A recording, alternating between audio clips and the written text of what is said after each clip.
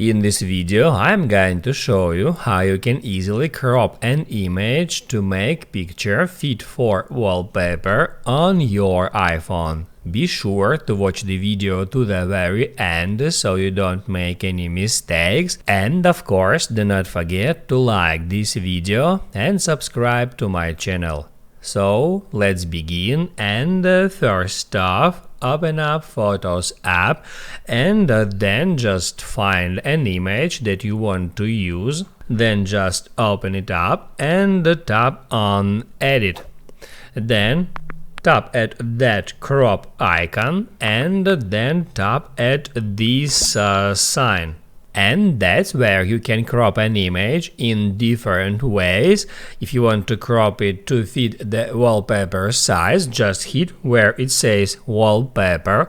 Then you will be able to pinch it to crop in that way. Also, you can drag these corners of the frame to crop it manually, and then once you are happy with the result, just hit at Done to save this image. After that, hit at that share icon, then scroll down and select Use as Wallpaper. After that, hit at Done and then Set as Wallpaper Pair. That's it.